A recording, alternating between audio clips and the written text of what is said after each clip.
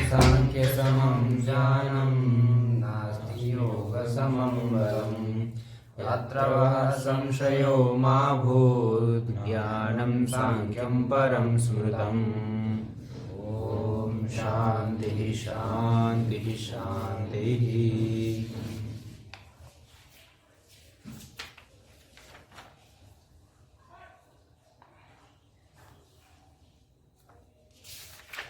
सूक्ष्म शरीर बिना आश्रय से नहीं रहता है। पुरुषार्थ के कारण ही वह निमित्त नैमित्तिक भाव से अनेक योनियों में विचरण करता है। प्रकृति विभू होने के कारण उसका संबंध सर्वत्र सभी शरीरों में रहता है।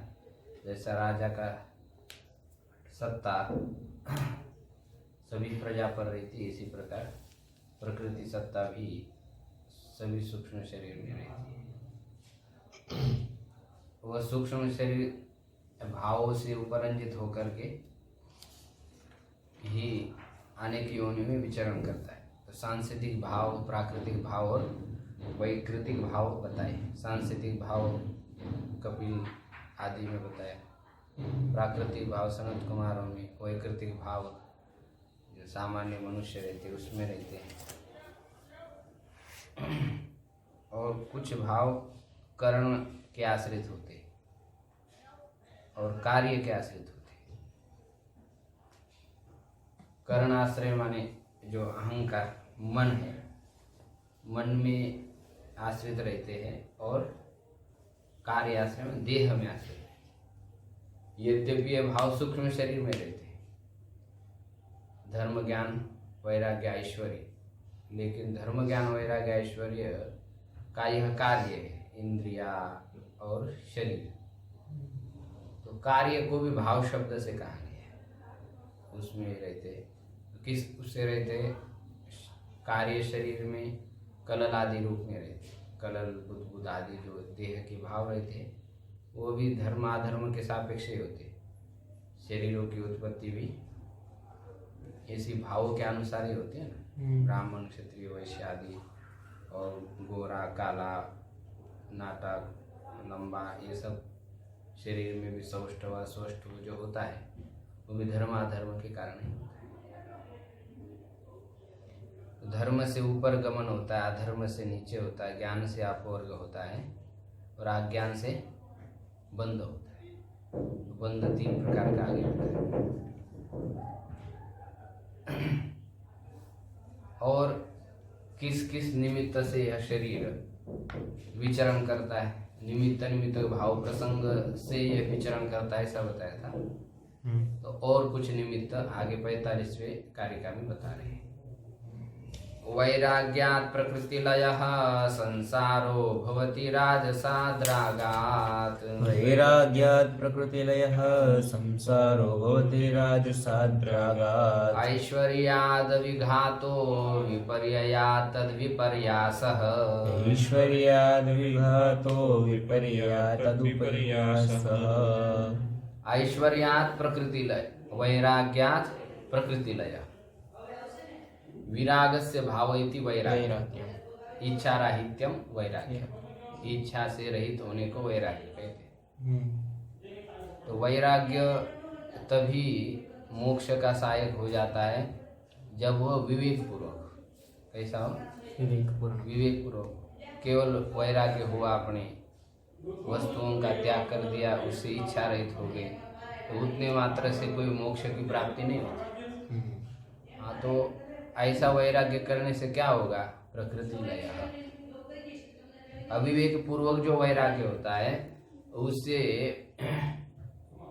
मोक्ष की प्राप्ति नहीं होती, उससे क्या होता है, प्रकृति में लय हो जाता है। जो प्रकृतियां बताई, प्रकृति, महद, अहंकार, पंच तन्मात्रा, पंच महाभूत आदि, इनमें लय हो जाता है।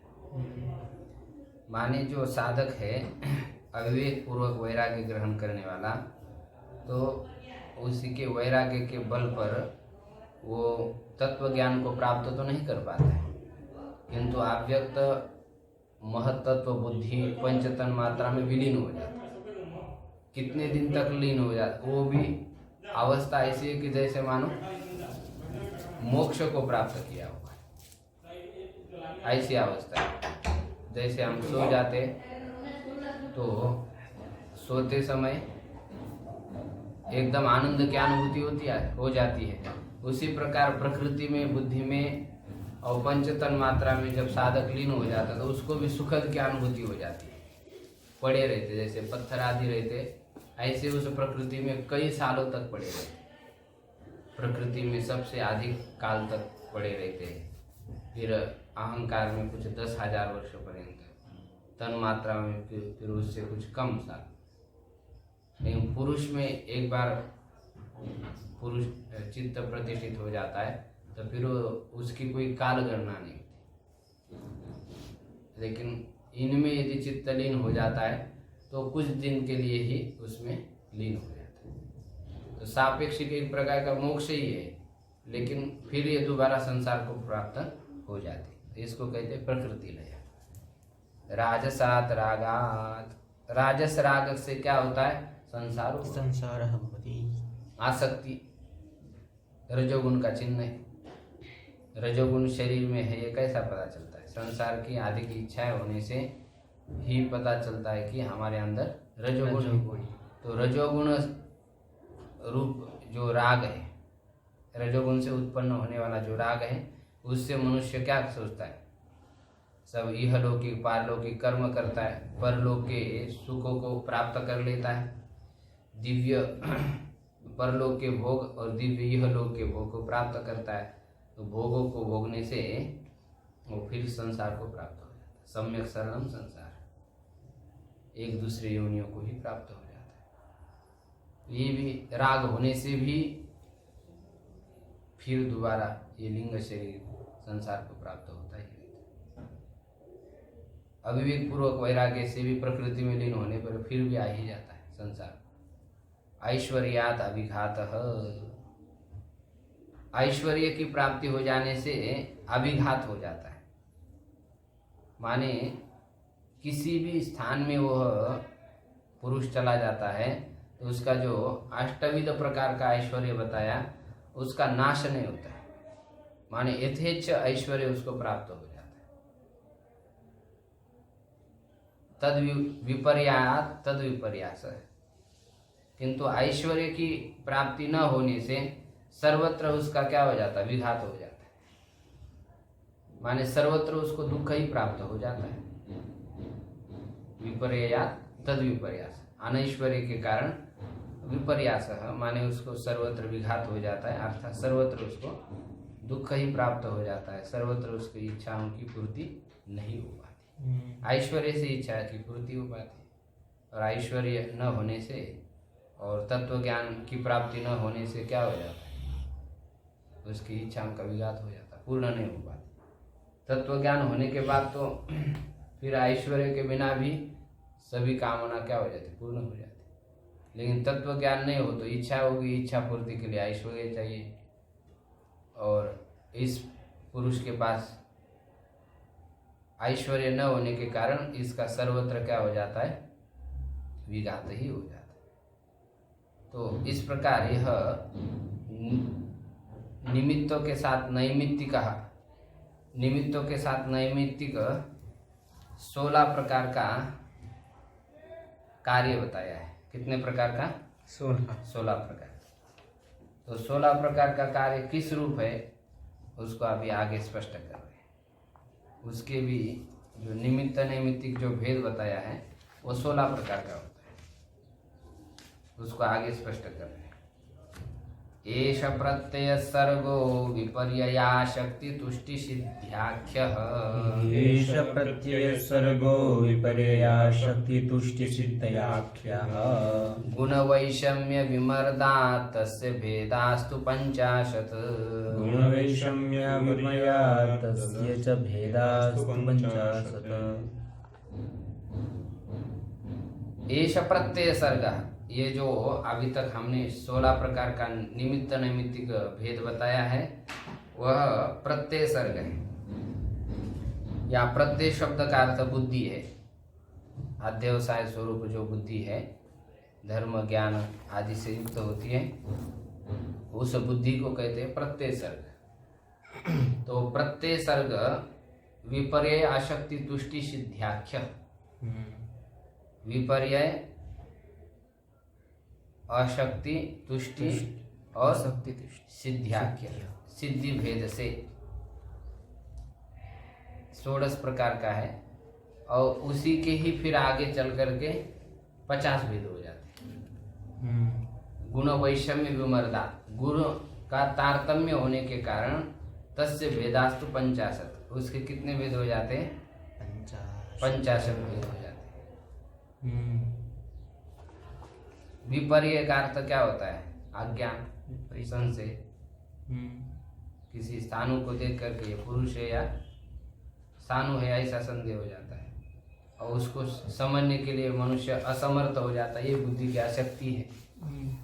फिर तुष्टि है, तुष्टि का मतलब उसी स्थानीय को विषय में संशय होने पर भी उसको जानने की इच्छा नहीं होती है कि चलो संदेह तो है लेकिन क्या करना है उसको जान करके, इसको तुष्टि कहते हैं। और चतुर्थ है सिद्धि, स्थानों के ऊपर चढ़ी हुई वल्ली को देख करके अथवा पक्षी को देख करके तस्य सिद्धिर्भवति, स्थानुराय, उसको वो ज्ञात हो जाता है कि ये क्या है? स्थानु है। तो इस प्रकार ये बुद्धि के 4 प्रकार के भेद बताए हैं, इसको बुद्धि सर्ग कहते हैं। और वही बुद्धि सर्ग गुण वैषम्य विमर्दात, गुणों में तारतम्य होने के कारण कितने भेद वाला हो जाता है? 50 माने 50 भेद वाला हो जाता है। 50। कहीं पर सत्वगुण उत्कट हो जाता है, रजोगुण तमोगुण कम होते हैं।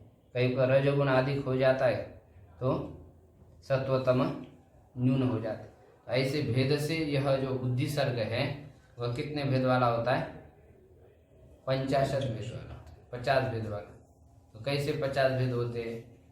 ये जो बुद्धि सर्ग है ऊपर 4 भेद से बताया, पहले उसको 16 भेद में विभक्त किया था, अभी 4 भेद बताए, विपर्य आशक्ति तुष्टि और सिद्धि। अब इनके ही प्रत्यय के अलग अलग भेद होकर के ये 50 प्रकार का। अब 50 कैसे भेद होते हैं उसको आगे स्पष्ट कर रहे हैं। पंच विपर्यय भेदा भवन्त्य शक्तेश्च कर्ण वैकल्यात्, पंच विपर्यय भेदा भवन्त्य शक्तिश्च वैकल्यात्, अष्टाविंशति भेदास्तुष्टिर्नवधाष्टदा सिद्धिः, 28 भेदा तुष्टिर्नवधाष्टधा सिद्धिः।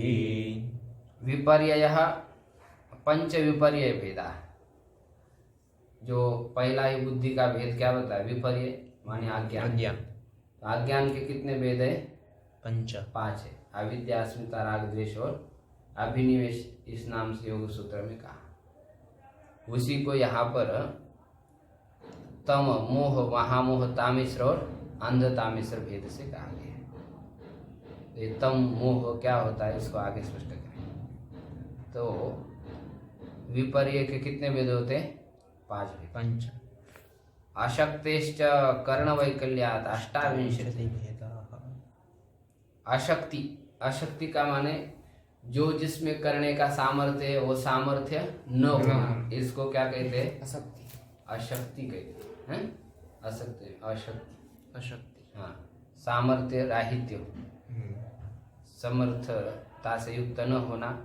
तो ये कर्ण वैकल्यात्, कर्ण में विकलता होने के कारण अशक्ति कितने प्रकार की होती है? 28।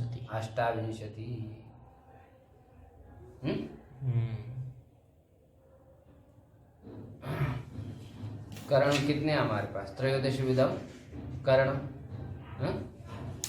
13 प्रकार के कर्ण बताए, तो उनके 28 भेद हो जाते हैं। तुष्टिर नवधा, तुष्टि कितने प्रकार की होती है? 9। जो ऊर्ध्व स्रोतस, जो राजस ज्ञान होते हैं उसमें 9 प्रकार की तुष्टि होता है। अष्टाविधा सिद्धि ही, सात्विक ज्ञानों जो ऊर्ध्व स्रोत वाले उसमें 8 प्रकार की सिद्धि हो जाती है। तो एक अभी कितने भेद हो गए इसमें? 18, 5, 28, 9 और 8, ये कितने हो जाएंगे? 870। 35 40 40 हुए। 28 और 28, ये हाँ 9 ना 50 हो गए। 50 हो गए।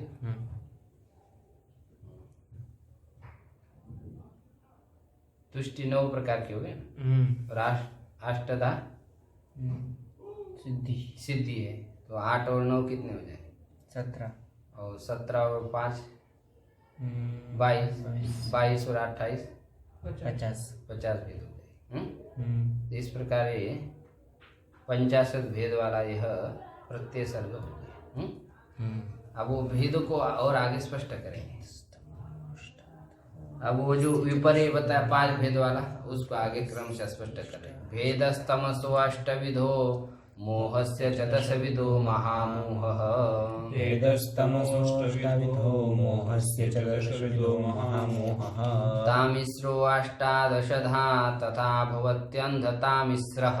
तामिस्रोऽष्टादशधा तथा भवत्यन्धतामिस्रः। भेदः तमसः। अब जो विपर्य बताया ना, तम मोह महामोह, तामिस्र और अंधतामिस्र, जिसको दूसरे शब्द में अविद्या अस्मिता राग द्वेष कहा, तो उसमें पहला है तम। तम के कितने भेद होते हैं? अष्टविध 8 प्रकार का है। जब पुरुष को विवेक पूर्वक वैराग्य नहीं होता है, तब उसका लय किस में हो जाता है? अष्टविध प्रकार की प्रकृति से हो जाता है। तो अष्टविध प्रकार के प्रकृति में अज्ञान से अलग भी हो जाता है, उसमें लीन भी हो जाता है। तो उन 8 प्रकार की जो प्रकृति है उसमें लीन होकर के अपने आप को जो क्या समझता है? कृतार्थ समझता है, मुक्त समझता है। तो ये तम के कितने भेद हो गए? 8 भेद हो गए ना। प्रधान, बुद्धि, अहंकार और पंचतन मात्रा, ये 8 हो गए। तो इन 8 में जो अहंकार किया जाता है उसको तामस अहंकार कहते हैं। ये विपर्य के भेद हो गए। मोहस्य च, और मोह के भी कितने भेद है? 8। मोह किसमें होता है? जो 8 प्रकार की अनिमा महिमा आदि जो ऐश्वर्य है, उसमें आसक्ति करने से मनुष्य को मोक्ष प्राप्त नहीं होता है ना, इसलिए उसको क्या कहा गया है? मोह का। जब तक वो ऐश्वर्य प्राप्त है तब तक भोग आ जाता है, फिर दोबारा मनुष्य संसार को प्राप्त हो जाता है ना। तो ये तो सामान्य मृत्यु लोक में तो नहीं, लेकिन ये सब ऐश्वर्य देवताओं को प्राप्त हो जाता है, अनिमा महिमा आदि का। तो इसको मोह कहा गया। तो ये फिर मोह को प्राप्त होकर के संसार को प्राप्त हो जाता है। फिर दशविधो महामोह, 10 प्रकार का क्या है? महामोह। महामोह 10 प्रकार का कौन सा है? मनुष्यों के जो शब्द स्पर्श रूप रस गंध है, जो सुख देने वाले हैं, और देवताओं के जो शब्द स्पर्श रूप रस गंध है, तो इसमें आसक्त हो जाना, इसी को क्या कहते हैं? महामोह। महामोह कहते हैं। माने जब तक शब्द स्पर्श रूप रस गंध में आसक्ति है, तब तक मनुष्य महामोह से युक्त है। तामिस्रो अष्टादशधा, तामिस्र अष्टादश माने 18 प्रकार का है। अष्टविध प्रकार का ऐश्वर्य और दृष्ट और अनुश्रविक भेद से विषय कितने हो जाएंगे? 10 प्रकार के हो जाएंगे। तो कुल मिला के कितने भेद हो जाएंगे तामिश्र के? 18 भेद हो जाएंगे। अष्टविध ऐश्वर्य और इस लोक के ऊपर लोक के जो भोग है, तो उस भोग के ऐश्वर्य के प्राप्त हो जाने से हर्षित हो जाना, और उसमें कोई विकृति हो जाने से दुखी हो जाना। तो ये अष्टविध प्रकार का विकल्प जो है उसको तामिश्र कहा।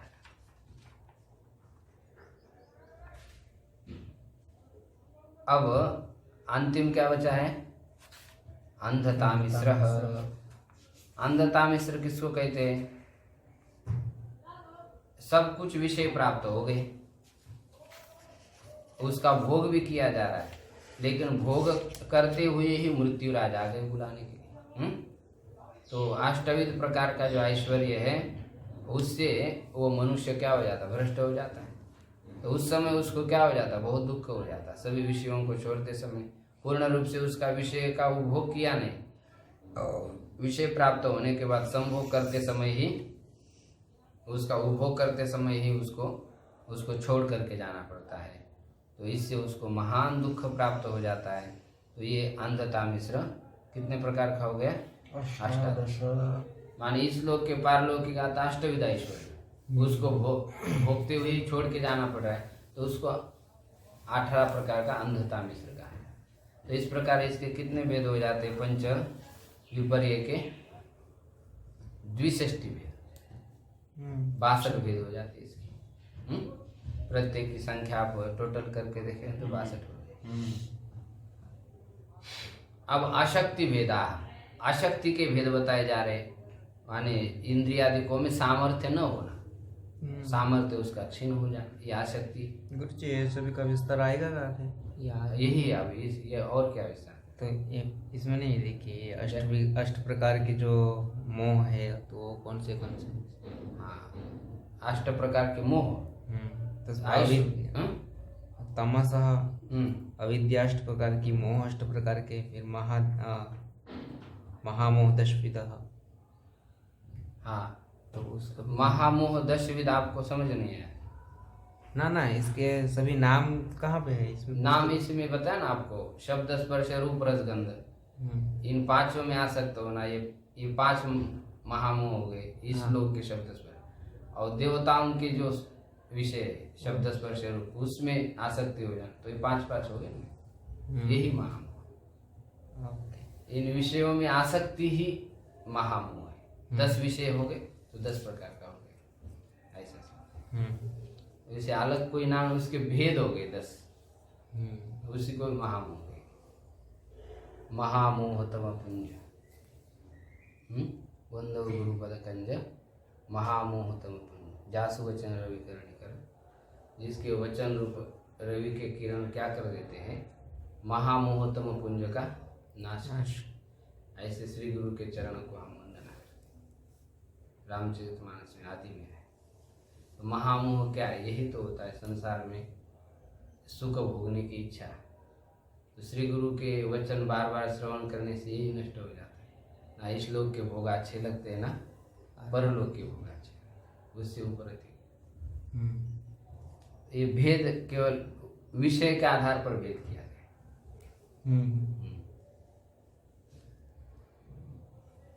अशक्ति के भेद आगे बताए जा रहे। एकादश इंद्रिय वधा सह बुद्धिवधेर शक्तिरुद्दिष्टा। एकादशेन्द्रियवधा सह बुद्धिर्वधेर शक्तिरुद्दिष्टा। सप्तदश वधा बुद्धेर विपर्यया तुष्टि सिद्धीनाम। सप्तदश बुद्धे विपर्यया तुष्टि सिद्धीनाम। एकादश इंद्रिय वधा। अब आसक्ति कितने प्रकार की बताई थी? 28 प्रकार की बताई थी। तो एकादश इंद्रिय और तुष्टि कितने प्रकार की है? 9। और सिद्धि कितने प्रकार की है? 8। 9 और 8 कितने हो जाएंगे? 17। 17 और 11 अष्टाविंशति हो जाएगी। तो ये 8 प्रकार का जो 28 प्रकार का जो असामर्थ्य है उसको ही अशक्ति कहते हैं। देखिए आप, एकादश इंद्रिय वधा, एकादश इंद्रियों के जो वध है, वध का अर्थ यहाँ पर दोष है, असामर्थ्य। सह बुद्धिवधैहि, बुद्धिवधों के साथ यह 17 वधा बुद्धि। बुद्धि के कितने वध होते हैं? 17 वध हो जाते हैं। विपर्या तुष्टि सिद्धि नाम, और तुष्टि और सिद्धि का उल्टा कर देंगे तो वो कितने हो जाएंगे? 17। हाँ, ये बुद्धि है विपर्या तुष्टि सिद्धि नाम 17। तो 11 और 17 28 28 हो जाए, तो उसको उल्टा करेगा। अब कैसा उल्टा करेंगे वो सब आएगा आगे। पहले आप इसका समझिए कि जो करण, एकादश करण के जो दोष है, वैकल्य है, अशक्ति है, वो क्या है? जैसे श्रोत्र इंद्रिय है, उसमें सुनने का सामर्थ्य है, वह क्षीण हो जाना। चक्षु इंद्रिय का देखना। चक्षु में देखने का वो अंधता आ जाना, इसमें दिया है गौड़पाद ने। प्रसुप्ति, जिह्वा में रस ग्रहण करने का सामर्थ्य, और घ्राण इंद्रिय में गंध न सूंघने का सामर्थ्य आदि। मुख में बोलने का सामर्थ्य, तो मुक्ता आ जाना। हाथ में लेने देना, कुनित्व, खंजत्व, क्लैप्य, उन्माद आदि, ये इंद्रिय के वध बताए। सह बुद्धि वदैर अशक्ति उद्दिष्ट, बुद्धि वधों के साथ यह अशक्ति 28 प्रकार की होता है। सप्तदश वधा बुद्धे है, बुद्धि के सप्तदश वध है, दोष है। तुष्टि, भेद, सिद्धि, भेद, वैपरीत्य। तुष्टि का विपरीत समझना है, वो अशक्ति है। और सिद्धि का जो भेद है उसके विपरीत समझना है। तुष्टि भेद 9 है और सिद्धि भेद कितने? 8 है। 8 उसके विपरीत ता से जो है वो कुल मिलाकर के 28 भेद अशक्तियाँ हो जाती है। तो तुष्टि 9 प्रकार की बताई है। कितने प्रकार की? 9 प्रकार। तुष्टि माने क्या? खुश हो जाना, संतोष हो जाना, आनंद हो जाना, वो 9 प्रकार की होती है। कौन सी उसको आगे स्पष्ट कर रहे हैं। आध्यात्मिकाश्चतस्रः प्रकृति उपादान काल भाग्याख्याः। आध्यात्मिक्य चतस्रः प्रकृति उपादान भागाख्याः। बाह्या विषयो परमात् पंचनव चतुष्टयोभिमताः। बाह्या विषयो परमात् पंचचतुष्टयोभिमताः। आध्यात्मिकाः चतस्रः, आध्यात्मिक चतस्र तुष्टियाँ कही गई। जो अपने चित्त में होने वाली तुष्टियाँ है उसको आध्यात्मिक तुष्टियाँ कहते हैं। 4 प्रकार की तुष्टियाँ कौन सी? प्रकृति, उपादान, काल, भाग्याख्या, ये 4 प्रकार की तुष्टि। प्रकृति नामक तुष्टि किसको कहते हैं? जैसे कोई पुरुष प्रकृति को जानता है, उसके सगुण निर्गुण भाव को जानता है, और उसके तत्व कार्य को भी जानता है, और तुष्ट हो जाता है। उसको अभी पुरुष का साक्षात्कार नहीं होगा, केवल प्रकृति के कार्य वर्ग का ही ज्ञान हो गया, उसी से क्या हो गया? तुष्ट हो गया। इसको कहते हैं प्रकृति नामक तुष्टि। दूसरी उपादान नामक तुष्टि है।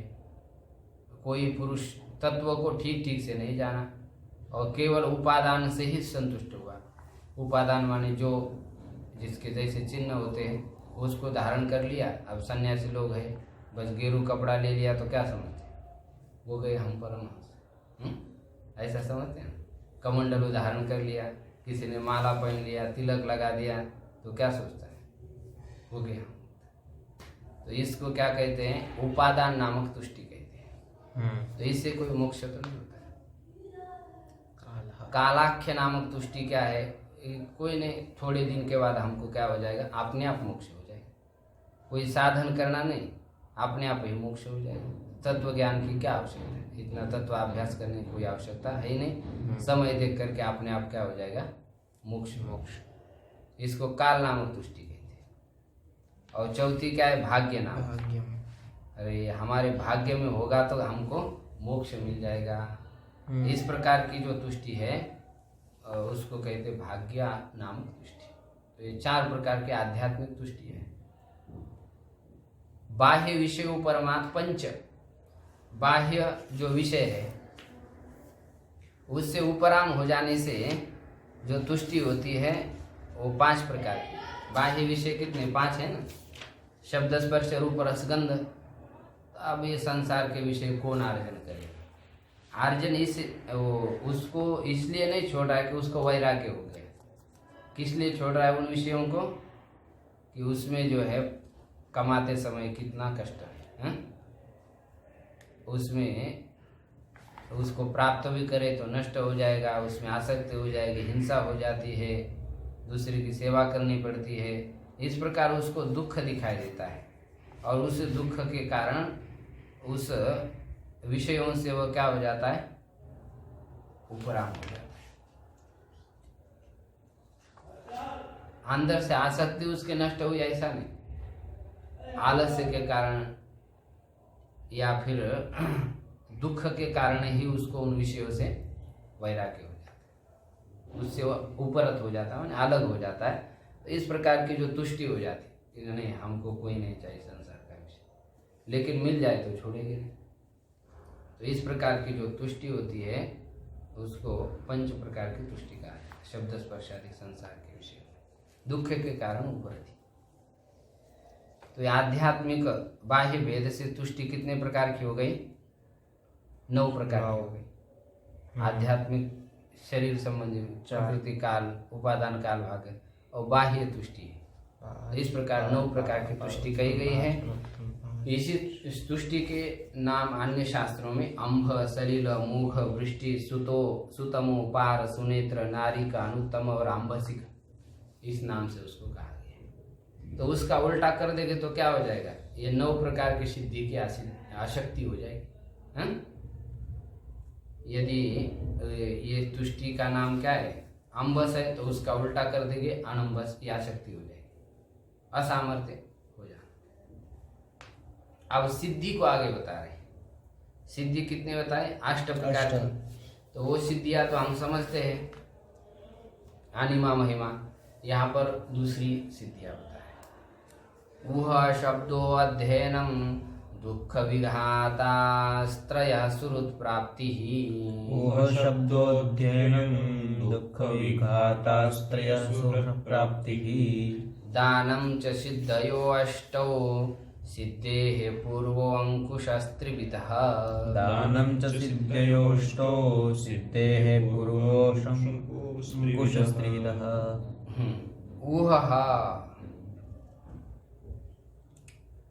ऊह का माने क्या होता है, तर्क कर लेना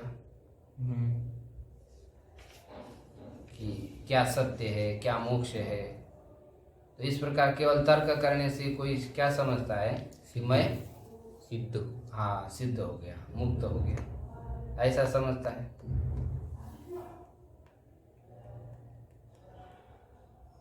ये बुद्धि अलग है, अहंकार अलग है, तन्मात्रा अलग है, पंच महाभूत अलग है। इस प्रकार के तत्व ज्ञान उत्पन्न हो जाने से मैं मुक्त हो जाऊंगा। केवल काउंटिंग करते ही मैं क्या हो जाऊंगा, मुक्त हो जाऊंगा। इसको वह नाम की सिद्धि कहते हैं। दूसरा क्या है, शब्द। शब्द ज्ञान से प्रधान पुरुष, बुद्धि, अहंकार, पंच तन्मात्रा, पंच महाभूत विषय जो ज्ञान होता है, तो उसी से मेरे को मोक्ष हो जाएगा। ये शब्द नामक की सिद्धि है। और तृतीय क्या है, अध्ययन। अध्ययन, वेद आदि शास्त्र का अध्ययन करने से पंचविंशति तत्व का ज्ञान होगा और उस ज्ञान को प्राप्त करके मैं मोक्ष को प्राप्त करूँगा। ये तृतीय प्रकार की सिद्धि है। तो ये तो सिद्धियां है, मतलब ये कोई असामर्थ्य को सूचित करने वाली नहीं है। इस प्रकार यदि तर्क मनुष्य करता रहता है तो उसी को ज्ञान प्राप्त हो जाता है ना, ये भी सिद्धि है एक प्रकार से। और शब्द का निरंतर स्वाध्याय करता रहता है तो उसी से भी मनुष्य को ज्ञान प्राप्त हो जाता है। और अध्ययन करता रहता है, कहीं भी ग्रंथ आदि देखता है तो उसको पढ़ते पढ़ते क्या हो जाता है, मोक्ष प्राप्त हो जाता है। जो अरविंद एक हुए कि नहीं, महर्षि अरविंद, अब उसने जेल में गीता जी का 6ठम अध्याय कागज ऐसा ही उसको मिल गया और पढ़ लिया। पढ़ते ही उसकी बस योग में रुचि जग गई। जगते जगते कितनी साधना कर दिया उसने, कितने लोगों को उस योग का मार्गदर्शन मिल गया। ऐसे पढ़ते पढ़ते कभी किसी व्यक्ति को ज्ञान की प्राप्ति हो जाती है, तो अध्ययन है। दुख विघातास्त्रयः त्रयम सुहृत् प्राप्ति दानम सिद्धयः। तीनों प्रकार के जो दुख है उसका नाश हो जाने के कारण या दुख दुख विघात करने के लिए गुरु के पास जा करके उससे उपदेश प्राप्त करके मोक्ष को प्राप्त कर लेता है। तो ये चतुर्थ सिद्धि है दुख विघात। यही जो सिद्धि है वो 3 प्रकार की कही गई। दुख त्रय का भेद हो जाने के कारण वो 3 प्रकार की सिद्धि कही गई है। आध्यात्मिक, आदि भौतिक और आदि दैविक। त्रय सुरुत प्राप्ति ही त्रयम। अब सुरुत प्राप्ति नाम की एक सिद्धि है। कोई किसी व्यक्ति को सुरुद मिल जाता है, माने प्रिय मित्र मिल जाता है, तो उससे वो ज्ञान को प्राप्त करके मोक्ष को प्राप्त कर लेता है। ये सप्तम सिद्धि है। दानम च, दान कर देने से कोई पुरुष जो ब्रह्मज्ञानी महापुरुष है उसके लिए रहने के लिए आश्रय देता है, औषधि देता है, उसके लिए आवश्यक जो सामग्री है वो दे देता है, या पशु पक्षियों को जो ग्रास, उसको कब रहने के खाने पीने के लिए जो वस्तुएं वो सब दे देता है। तो उस दान से वो दूसरे का उपकार करके उससे वो ज्ञान प्राप्त कर लेता है, और ज्ञान प्राप्त करके वो मोक्ष को प्राप्त कर लेता है। तो ये कौन सी सिद्धि है? दान नाम की सिद्धि है। जैसे ये सुरुत प्राप्ति के लिए जैसे अचानक कुमारिल भट्टा अपने कार्य में व्यस्त है, लेकिन शंकराचार्य स्वयं होकर के उनके पास चले जाते हैं। वो तो खोजने के लिए कहीं गए नहीं थे। तो ऐसे स्वयं होकर के गुरु जी की प्राप्ति हो जाना, इसको कहते हैं सुरुत प्राप्ति। उससे जो ज्ञान की प्राप्ति होती है उसको सुरुत प्राप्ति नाम की सिद्धि कहते हैं। ये तो 6 ही हुए। 6 ही हुए। अध्ययन, वह शब्द अध्ययन, दुख विघात। 4 सुरत प्राप्ति, 5 दानम, दान। कितने हो गए? 6। और कितने चाहिए हम? 8, 2 घट रहे। 2 कैसे घट रहे? दुख विघातास्त्रयम। 2 9 हो जाते हैं। 9 हो रहे। सिद्धयो 8 सिद्धे है पूर्व अंकुशस्त्रिविधा। शब्द अध्ययन, आध्यात्मिक दुख का विघात, आदि भौतिक दुख का विनाश, आदि दैविक दुख का विनाश, सुहृद प्राप्ति और दान। कितने हो रहे? हो गए। 8 हो रहे। हो गए। दुख विघात 3 प्रकार का है ना। तो ये 8 प्रकार की जो सिद्धि है। हाँ। और पूर्वांकुश त्रिविध, पूर्वांकुश त्रिविध 3 प्रकार का जो है अंकुश कहा गया है। अंकुश जैसे महावत हाथी को अंकुश से क्या कर देता है? संयमित कर देता है, रोक लेता है। तो इसी प्रकार 3 प्रकार का जो है अंकुश कहा गया है। इन सभी सिद्धियों के विरोधी, आसक्तियों के जो विरोधी है, विपर्य आसक्ति और तुष्टि। अच्छा, इसका है ये 3 जो है ना, विपर्य आसक्ति और तुष्टि, ये 3 प्रकार के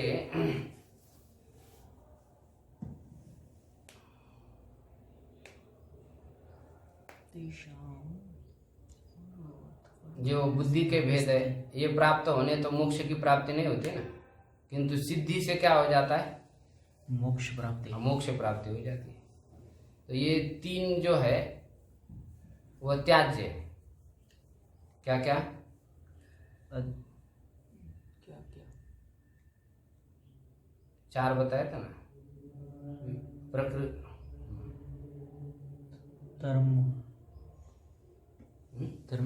धर्म इत्यादि 4। धर्म, ज्ञान, वैराग्य, विपर्य आसक्ति, तुष्टि, सिद्धि, ये जो बताए थे बुद्धि के भेद। तो इसमें विपर्य आसक्ति और तुष्टि, ये इनके विरोधी कौन है? ये सिद्धियाँ है, माने इसके लिए अंकुश है। ये तुष्टिया, ये विपर्य आसक्ति तुष्टि का फिर निरोध हो जाता है यदि सिद्धि है, प्राप्त है तो। सिद्धि प्राप्त है तो ये आसक्तियाँ पैदा नहीं हो पाती। तो ये अंकुश के समान है तीनों के। तो ये जो सूक्ष्म शरीर है, ये भावों से आदिवासित होकर के ही इस प्रकार बुद्धि के परिणाम को प्राप्त होकर के विपर्य आसक्ति तुष्टि सिद्धि इस रूप से परिणत हो जाता है। और ये भावाख्य नामक सर्ग को प्राप्त हो जाता है। तो ये लिंग शरीर जब तक अपना उस बुद्धि के साथ भेद प्राप्त नहीं कर लेता है तब तक विचरण करता रहता है। तो वो जो भावाख्य नामक सर्ग है वो दो प्रकार का बता रहे हैं। न विना भावैर्लिंगम न विना लिंगेन भाव निवृत्ति। न विना भावैर्लिंगम न विना लिंगेन भाव निवृत्तिः। लिंगाख्यो भावाख्यस्तस्मात् विविधः प्रवर्तते सर्गः। लिंगाख्यो भावाख्यस्तस्मात् विविधः प्रवर्तते सर्गः। न विना भावैर्लिंगम, लिंग माने सूक्ष्म शरीर, बिना भाव से नहीं होता है। उसमें भाव रहेगी ही, धर्म ज्ञान वैराग्य ऐश्वर्य, और उससे विपरीत जो भाव है अधर्म अज्ञान अवैराग्य अनैश्वर्य। तो इस भावों के बिना लिंग शरीर नहीं होता है, और लिंग के बिना भाव निवृत्ति ही, लिंग के बिना भावों की निवृत्ति माने सिद्धि नहीं होती। एक दूसरे के आश्रित है, पूरक है एक दूसरे। लिंगाख्यो भावाख्य तस्माद् विविधः प्रवर्तते सर्गः। इसलिए परस्पर सापेक्ष होकर के लिंगाख्य और भावाख्य नामक सर्ग पैदा हो जाता है। इसमें बीज अंकुर के समान कोई अन्योन्याश्रय नाम का दोष नहीं है। पहले भाव है क्या, लिंग शरीर है। पहले भाव होगा तब लिंग शरीर होगा, जब लिंग शरीर होगा तब भाव पैदा हो, तो कोई कार्य सिद्ध नहीं होता। जो एक दूसरे के आश्रित रहता है। जैसे आप दोनों यहाँ पर बैठे, महात्मा जी कह रहे आप उठेंगे तब हम जाएंगे, और आप कह रहे नहीं आप उठेंगे तो हम जाएंगे, तो कौन उठेगा? कोई भी नहीं उठेगा, यही चलता रहेगा। तो एक दूसरे के जो आश्रित कार्य होता है उसमें क्या नहीं होता है, अन्योन्याश्रय दोष होता है, लेकिन यहाँ पर अन्योन्याश्रय दोष नहीं है। जैसे बीज अंकुर में अन्योन्याश्रय दोष नहीं होता है, अंडा और मुर्गी में भी वो अन्योन्याश्रय दोष नहीं होता है, क्योंकि जो पदार्थ अनादि होती है उसमें अन्योन्याश्रय दोष नहीं होता है। भाव की सिद्धि और लिंग शरीर की सिद्धि अनादिकाल से है, कब से है कोई मालूम नहीं है। अनादि का मतलब जिसकी उत्पत्ति कहीं मालूम ही नहीं, उसको अनादि कहते हैं। तो भाव की निवृत्ति और लिंग शरीर की सिद्धि ये कब से कोई मालूम नहीं, इसलिए उसमें कोई अनन्याश्रय दोष नहीं है। बस हो जाए। ओम पूर्णमदः पूर्णमिदं पूर्णात् पूर्णमुदच्यते पूर्णस्य पूर्णमादाय पूर्णमेवावशिष्यते। ओम शांति शांति शांति।